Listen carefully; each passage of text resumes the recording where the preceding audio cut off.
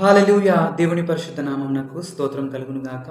మత్తయి సువార్త 11వ అధ్యాయము 23వ వచనంలో మనం చూసినట్టయితే, ప్రయాసపడి భారం మోయుచున్న సమస్త జనులారా నా యొద్దకు రండి, నేను మీకు విశ్రాంతి కలుగజేతును అని చెప్పి రాయబడిందండి. ఆమేన్. హల్లెలూయా! చూడండి, ఈ రోజుల్లో మనం చాలా మందిని చూసినట్టయితే ఏదో ఒక భారంతో ప్రయాసపడేవారిగా ఉంటున్నారండి. ఎంతగానో నలిగిపోయేవారిగా, కృంగిపోయేవారిగా, బాధపడేవారిగా, దుఃఖించేవారిగా, దాని విషయమై నిరాశ చెందేవారుగా, నిరుత్సాహపడేవారుగా ఉంటున్నారు.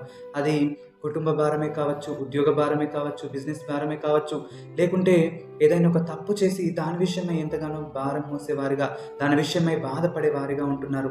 కాబట్టి ప్రియ సహోదరి సహోదరుడా, ఈరోజు నీవు కూడా ఇలాంటి భారంలో ఒకవేళ ఉన్నట్టయితే దేవుడు అంటున్నాడండి, ప్రయాసపడి భారం మోయుచున్న సమస్త జనులారా నా యొద్దకు రండి, నేను మీకు విశ్రాంతి కలుగజేస్తాను అని చెప్పి. కాబట్టి మనం ఎప్పుడైతే క్రీస్తు యొద్దకు వచ్చేవారిగా ఉంటామో అప్పుడు దేవుడు ప్రతి ఒక్క భారం నుండి మనకు విశ్రాంతిని కలుగజేసేవాడిగా ఉంటాడు. మనకు పరిపూర్ణ సంతోషం ఇచ్చేవాడిగా ఉంటాడు. ప్రతి ఒక్క బంధకాల నుండి, అపవాది కట్ల నుండి మనకు విముక్తిని, విడుదలను ఇచ్చేవాడిగా ఉంటాడు.